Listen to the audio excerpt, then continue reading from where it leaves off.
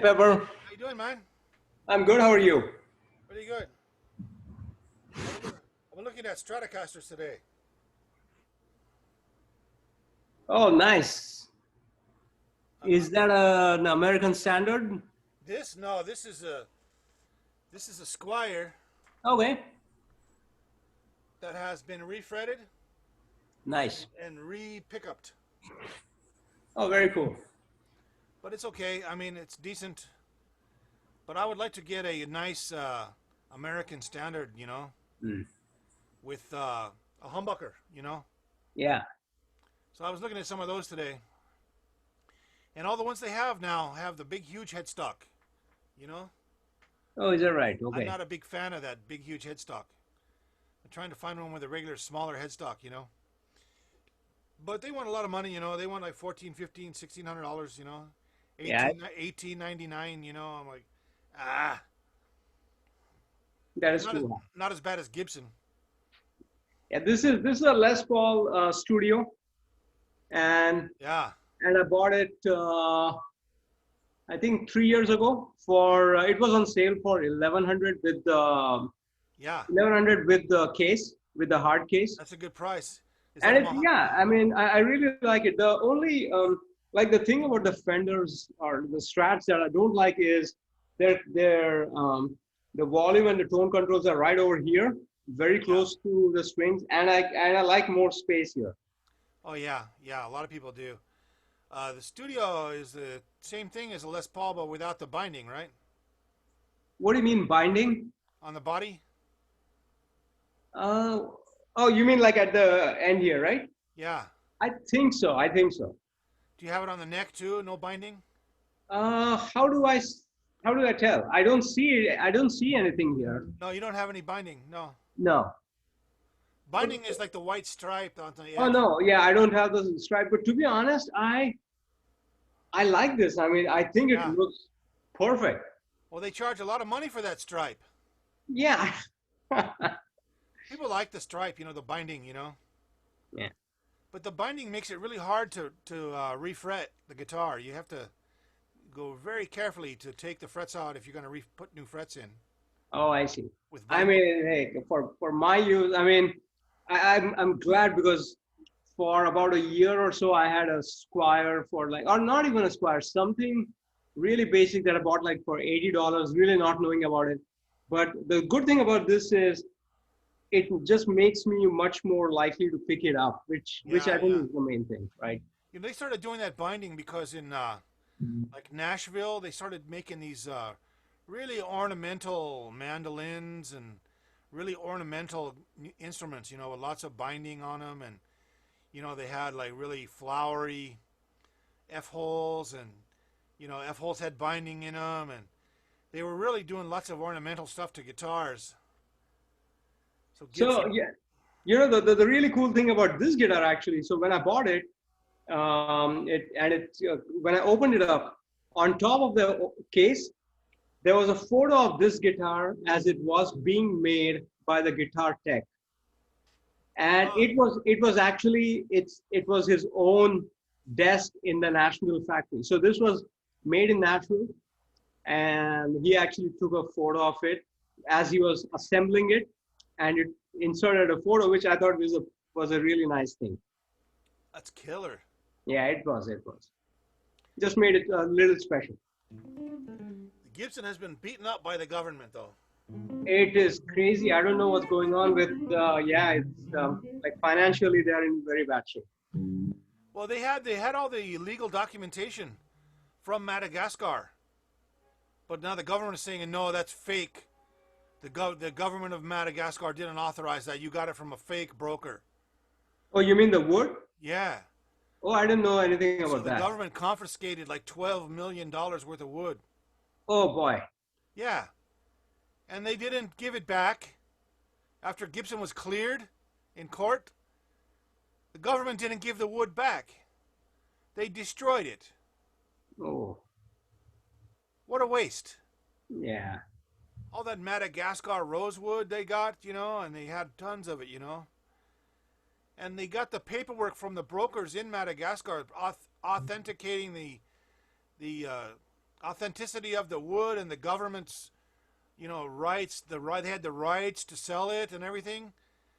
That found out all that paperwork was eventually legitimate, Gee. but the government said it was forged, and they When did took this happen? about 10 years ago. Oh man. And they went in and they raided the Gibson factory. They took all the wood from overseas, all of it. They took it, just took it. And they did it twice to Gibson, 2 times. And I actually like this board. So this is rosewood, and I don't know, for some reason I prefer the darker colors on this. I mean it's a really nice guitar. I like it. Now, Gibson survived that. Most companies couldn't survive a government taking all their wood, Yeah. Gibson survived it, and they got rid of Henry Jowinkowicz, the CEO. They got rid of that guy. They got a new guy, and he's a weirdo. I don't know. He's doing weird legal things, But you should have you looked at the making of Gibson's, like the YouTube series? It's really interesting. Well, Gibson's been around for 200 years. Those guys have been in since the 1800s. They were making No, guitars. but the videos I'm talking about have all been made like in the last year or so, and they're really fascinating videos. Like irrespective of whether you are into Gibsons or Fenders or anything else, just the art and the craft of making a guitar, it's pretty cool. Yeah, I'm gonna check that out. Yeah. So where did we leave off last time? So we were doing a couple of things, right? Sorry, let me check my notes here. Right. So we were doing actually a little bit of soloing on the G major backing track, and we were doing I don't know what you call it. I think the curling on like this. No. Yeah, curling is the those guys in Minnesota.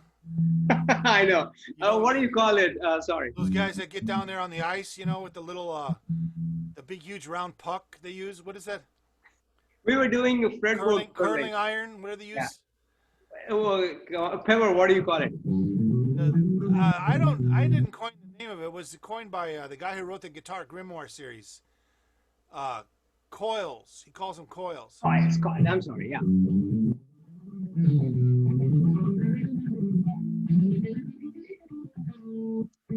This is a tough one.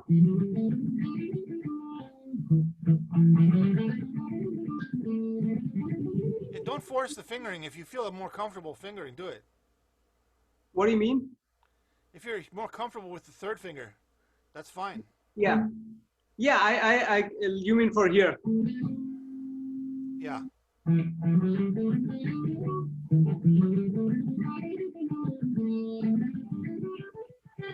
So the idea is to do like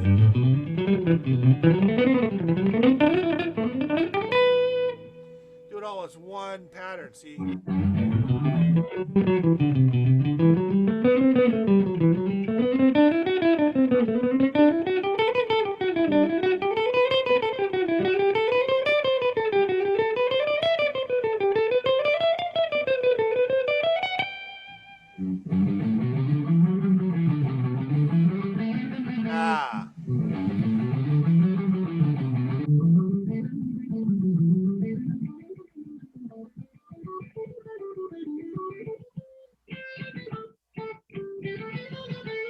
And here, what do? You just coil on the same high E string.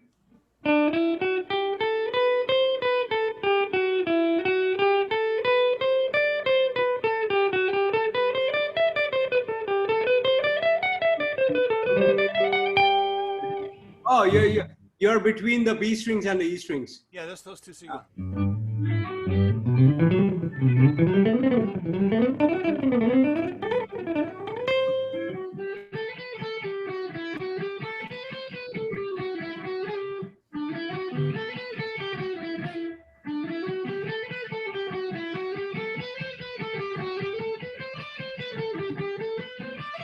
I think like this.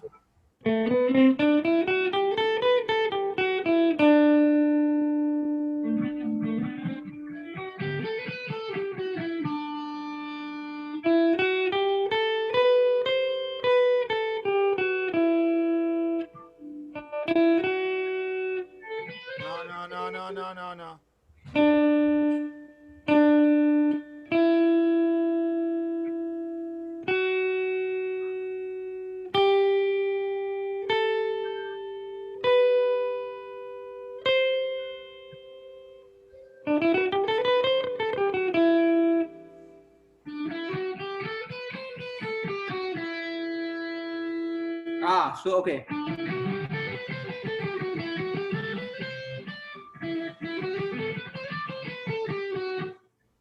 That's right. That's right.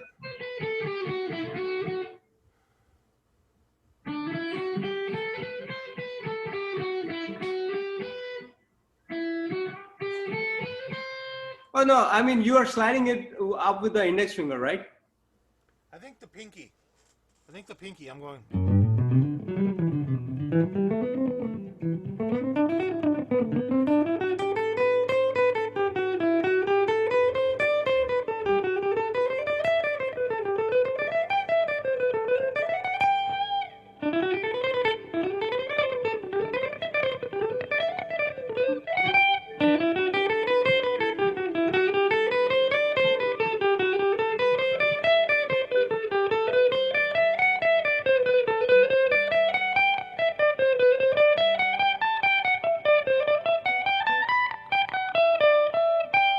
You So, are so in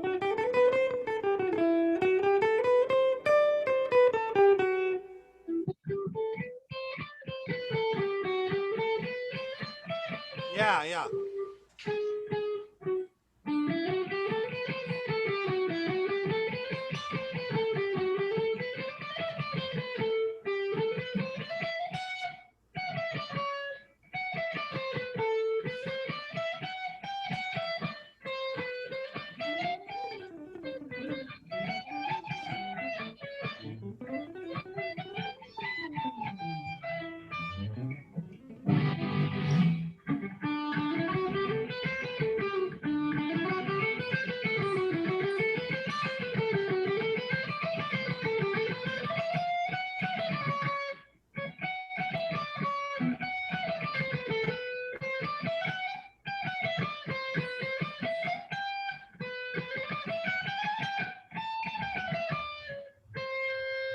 So you got to work that out.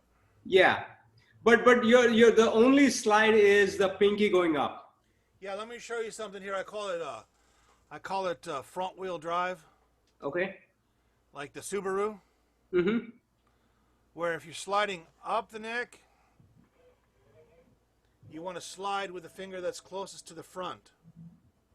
Okay. If you're sliding down the neck, you slide with the finger that's closest to the front. Ah. So if you're going to go up,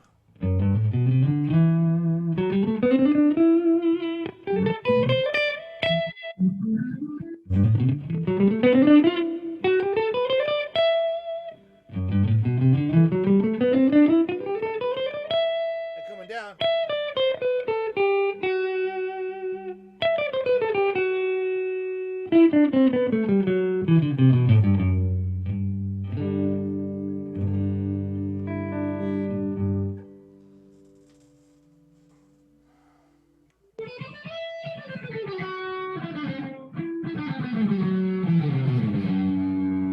yeah. So if you try it the other way, where you drag, it doesn't work as good. So if you go like this,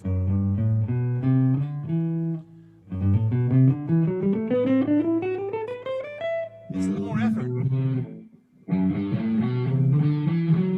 It doesn't work as good. See, Ah. but if you shift with the front wheel drive, much easier. Oh, wow, nice.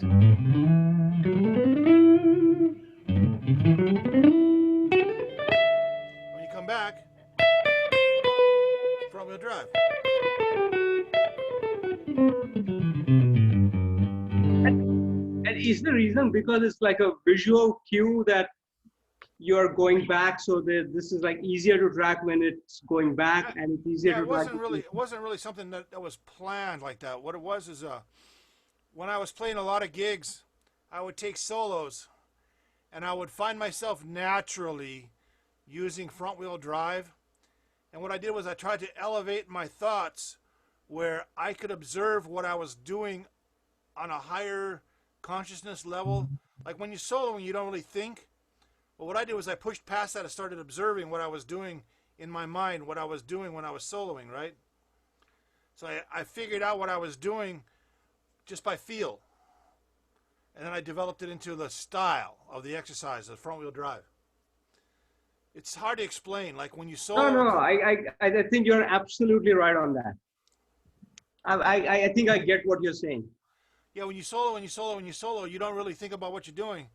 But if you do it long enough, you realize that it's like being asleep and in a dream where you can tell yourself, okay, what's happening in my dream? I'm dreaming. It's like remembering your dreams almost. You push yourself above that level just a little where you can observe what's going on. And you think about it. I was such a fiend, man. I used to practice after the gig. Man, After that is the gig something. was over, I'd go home and practice scales. After the gig. It shows. It really shows, though. Thank you. But I used to like practice I mean, after gigs, people go and party and whatever. But I would go back and I'd practice like I would remember things that I screwed up, and then work on them, right away, you know.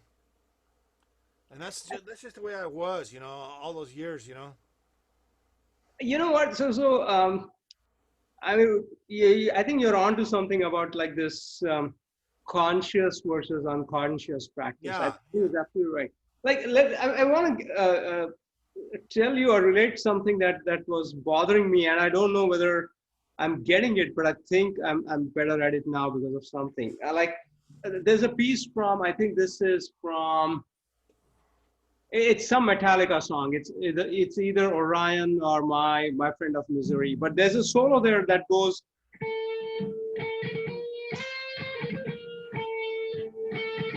and there's a piece there that is very fast, but it goes like this, right? So, and this for me was a problem, and the problem was really the fourth note because it's a very fast piece, right? It's like right,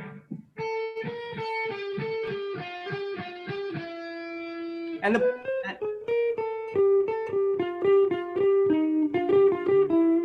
yeah. Okay, I would do that just like Joe Blow slow, man.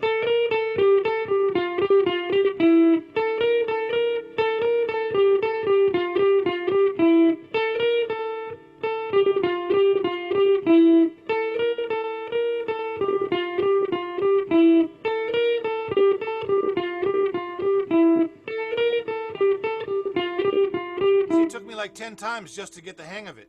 Right. So, but here's what. So the problem where I was going. So when I played slow, it's. I mean, I exactly know the motions, right? Right. But where I was tripping was actually the fourth note, or actually the sixth one. Yeah, the sixth one. So what I've done is, and you tell me whether it's right or wrong. Like I tend to like keep this hand here, like it's almost like anchored here, right? So instead of that, when I was doing that low note, I'm actually pulling my hand a little, just a little. I'm actually moving my hand, and it made a lot of difference. So I'm exaggerating the moves, but previously it was like this. And now in the new world, what I'm doing is this. You see the slight move?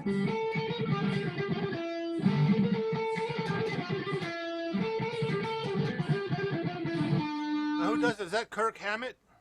Yes. Have you ever seen him do it? Yes. Is it visible? Can you see what he's doing? No, when he does it, like what Kurt does is actually his hand, it's almost like glued here. Oh, well Like, then and you could use just get some duct tape. no, but I think it's not efficient though. I feel like that motion is not efficient because he's just doing this like an incredible speed, right? Like it's basically like a fan, right? And for me, I feel like what works is like not that. Well, that can be straight up and down. Actually,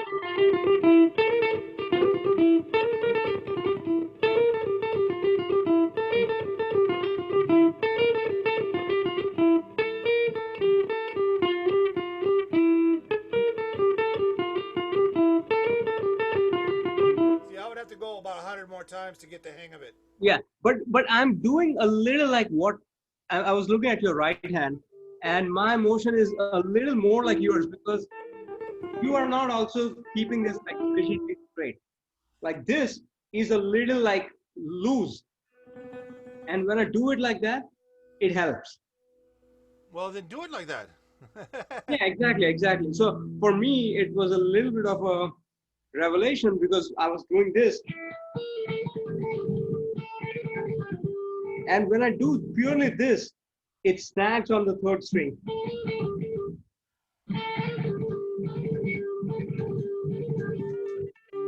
For that, I just do this.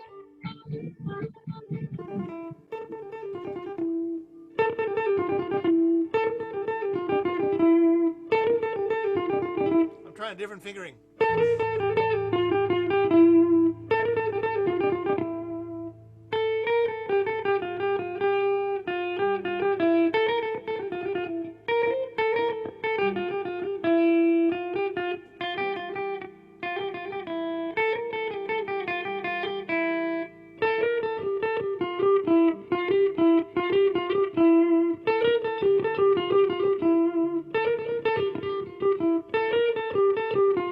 Kirk Hammett, he's full of tricks.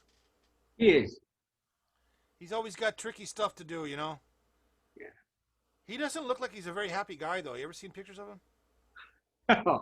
I mean, I've seen Metallica live, but like he's super stressed out. it You know, like must be a little bit of the drugs. no, it's just the music. Metallica's music is a little stressful sounding, you know. I think it's very dark. Yes. And then what's the other guy's name? Hetfield. Hetfield, yeah. He's like an aggressive truck driver kind of guy, you know. Oh yeah, yeah, absolutely. I know that. Yeah. Big guy, you know. A lot of pent up anger, you know. I mean, he seems like it. He's probably the mellowest guy of all, right? From what I hear, he lives in like Aspen, Colorado, and goes skiing all day and stuff, you know. That's right. He lives in Colorado. And he's like totally chill, but his music is like aggressive, you know.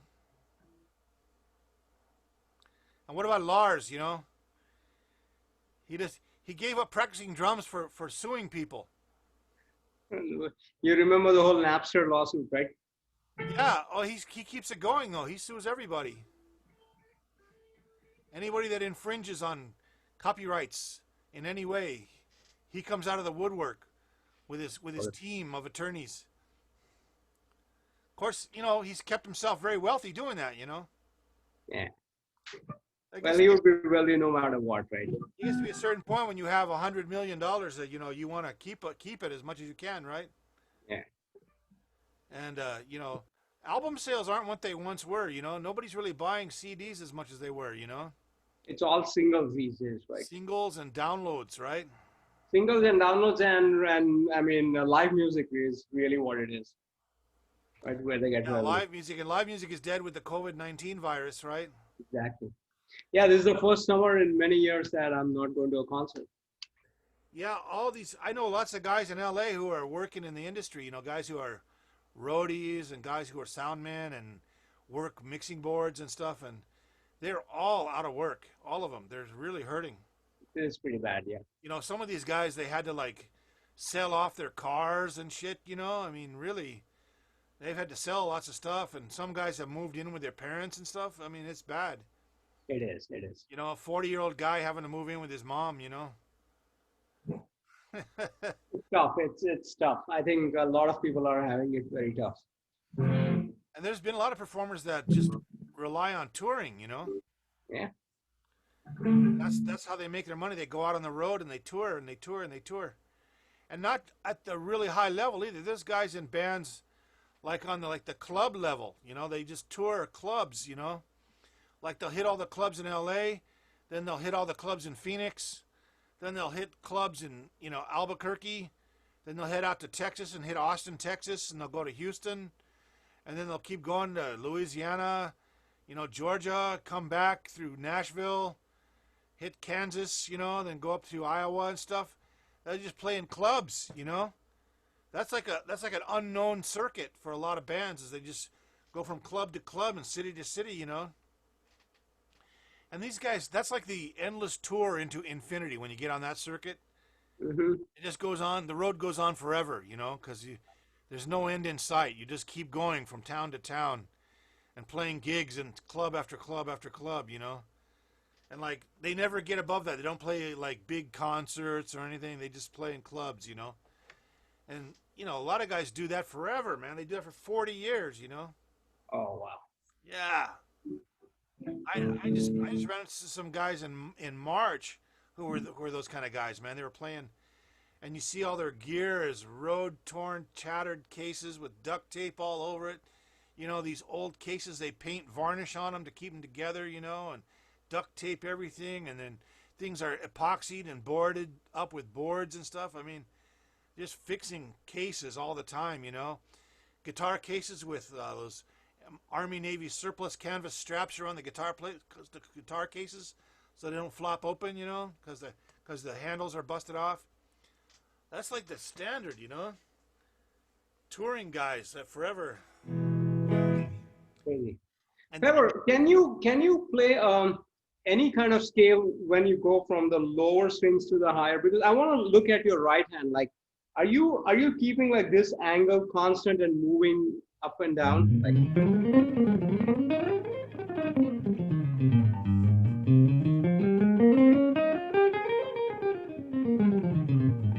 let's see if I can give you a better shot here. Hold on.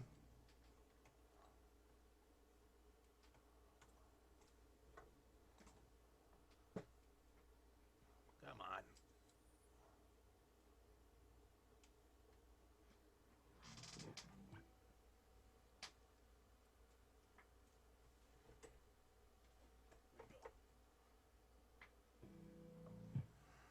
it did not change anything, by the way.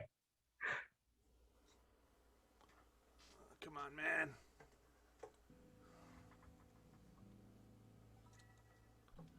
Pain in the ass. Your video just froze. Okay, now it's better.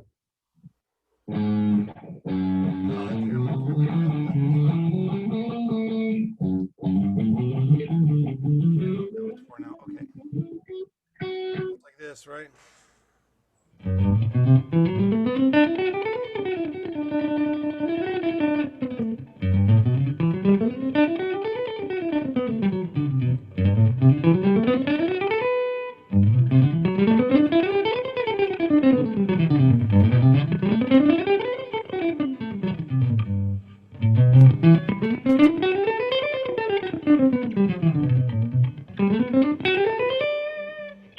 So what I'm observing is you kind of move your arm as a little bit of a fan, right? Like this.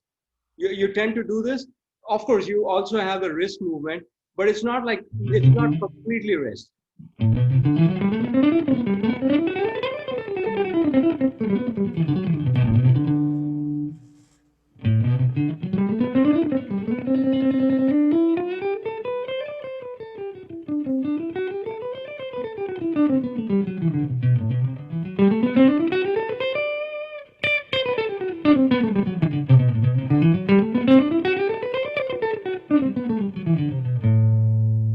Okay, I like it. Because I think that's what I'm trying to emulate.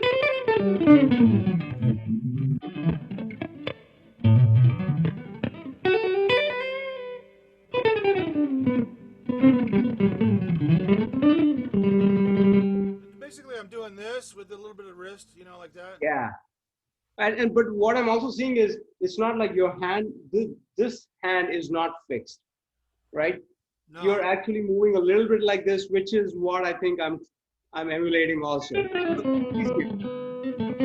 So what I'm trying to do is like this angle of the pick to the string, I'm not changing it too much, Okay. right? I'm using my hand so that the angle kind of stays the same in a way. That's fine. That's good, man. Yeah. And that's working for me, because otherwise if I just purely try, like if you see like Paul Gilbert, right? Paul Gilbert actually, his arm is fixed, and all he does is move this, like purely like this. Yeah. Well, And that for everybody's me, on the I'm finding it bandwagon very thinking that difficult. everybody's on the bandwagon thinking that he's doing it the correct way, you know. And I go, Yeah. that's his way, you know. I mean, Paul Gilbert wasn't the first fast picker, you know. Mm. What about Al Di Meola? Steve Morse, Al Di Meola? Well, how does Al Di Meola pick? I don't know. He's changed it over the years. He uses more fingers now, but he used to use wrist. He used to take his middle finger like this, you know, and mute. He was mostly all wrist.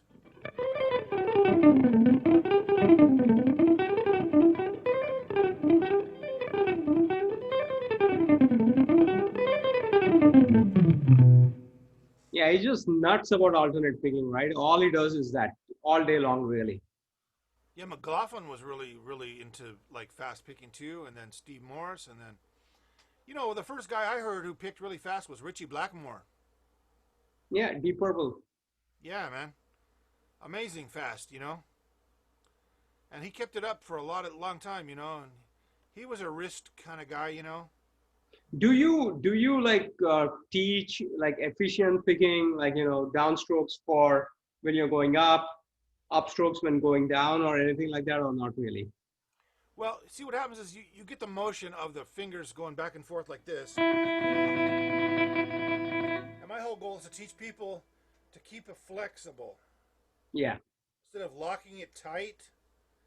And that's the biggest obstacle with most guys have is they lock everything tight like this. And I just try to get them to loosen it up. So it doesn't matter if you use your wrist along with it, as long as you get it all loose, you know. So it's tight. Because if you do it tight, you're gonna have a lot of resistance. And right. if you're playing a lot of long gigs, like an hour and a half gig, 2 hour gig, it's gonna cramp up your arm, man. You know, it really does. So you gotta loosen it up. So How about like how tightly do you hold your pick? Because some people say like it should be so loose that it's all you're basically not letting it fall down. But if I can't do that, it has to be tighter than that. yeah, you find your spot. Everybody's gonna have their own spot, you know, their own strength, you know. But anyway, what I was saying was, for playing scales, you could go down, up, down, up, down, up, down, up, down, up, down, up. Or you could do economy down, up, down, down, up, down, down, up, down, down, up, down. And come back up, down, up, down, up, down, up, down. Those are the mechanics of like economy picking. But then what happens is, after you play the sheet music, the music is going to dictate what the hell you're going to do because Yeah. the melody goes like this.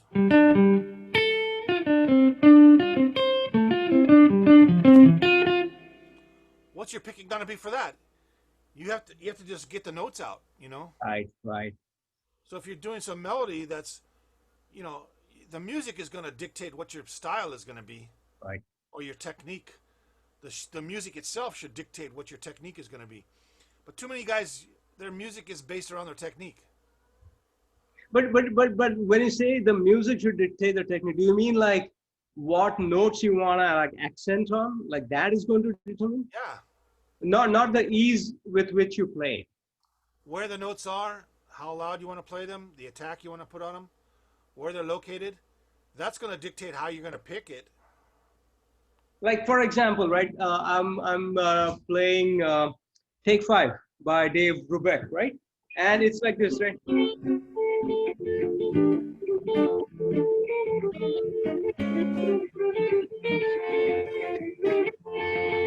Right? It's basically A and F.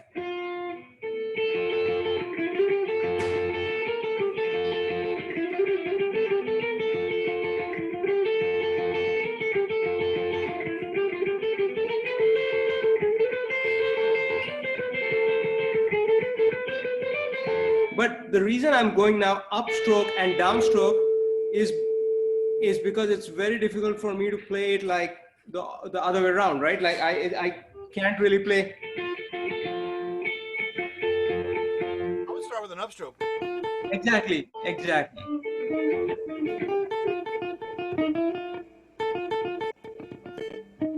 Yeah, the music dictated how your technique was supposed to go. Right, exactly. So that's my point, is that the music, playing the music should tell you which way you want to move your pick. Don't force the picking onto the music. Let the music tell you what the approach should be. Which is what I think I'm tending to do these days. I've observed if it's like a slightly complicated piece, I just do efficient because it's not like I say, okay, let me do 2 downstrokes. It's just it happens by happenstance. Yeah, I mean, it's not a rigid thing, you know. I mean, I just try to get people to loosen this up. Be aware that you can flex this as well as your wrist and your elbow, but don't crush it, you know. Yeah. Some guys just crush it, you know. Doesn't Paul Gilbert crush it? I don't think so. I don't think so. But The way they pick, you know. yeah, it's basically his technique and it works from him. I guess that's what, right? And he doesn't really never bothers with efficient picking or anything. He's just pure alternate shredding guy, right? Yeah, and if you ever seen interviews with him where they ask him about picking, he's always like, "Oh, picking, okay. Let's see, right?"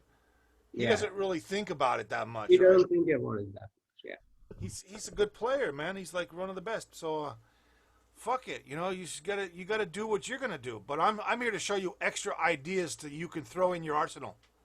Yeah, but I really think like I want to practice this more, right? Because I feel like I was stuck on this piece, right? And this piece, it's just a symptom, right? It's not the piece itself that's so important, but this one, right? So when I'm moving this now, it's helping me.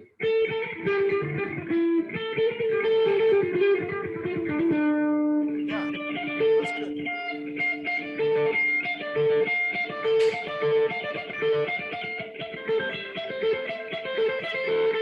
That looks good too.